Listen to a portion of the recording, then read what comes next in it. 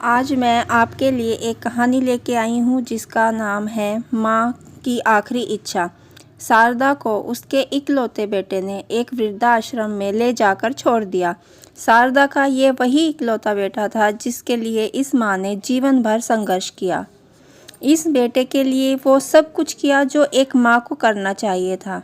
माँ कर सकती है और आज भी अपने बेटों को किसी भी तरह की परेशानी न हो इसलिए आश्रम में रहने के लिए तैयार हो गई। वृद्धा आश्रम में रह रही शारदा हमेशा अपने बेटे को याद करती और बेटा केवल साल में एक बार उसको मिलने जाता या फिर फ़ोन पर बात कर लेता।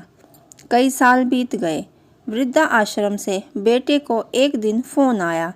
उन्होंने कहा, बेटा जल्दी से आश्रम आके अपनी माँ से मिल लो, वो बहुत सीरियस है। बेटा जब अपनी बीमार माँ के पास पहुँचा तब वह अपनी आखिरी सांसें गिन रही थी। शारदा ने अपने बेटे को अपनी आखिरी इच्छा बताई। बेटे ने कहा, माँ बताओ मैं तुम्हारे लिए क्या कर सकता हूँ। माँ ने कहा, बेटा इस आश्रम में गर्मी और मच्छर बहुत ज़्यादा हैं, यहाँ पर कुछ पंखे लगवा देना। फ्रिज न होने की वजह से यहाँ पर हम बूढ़ों को कई बार भूखे पेट ही सोना पड़ता है क्योंकि किसी ने दिया हुआ खाना खराब होने से नहीं पचा पाते। तो इस आश्रम के लिए 1-2 फ्रिज खरीद देना। बेटे ने अपनी माँ की सारी बातें सुनी और पूछा, आपने इतने साल यहाँ निकाल दिए पर आपने कभी भी यह बातें मुझसे नहीं कही और जब आपके पास टाइम नहीं बचा है तब आप यह सब कुछ कह रही हैं, ऐसा क्यों?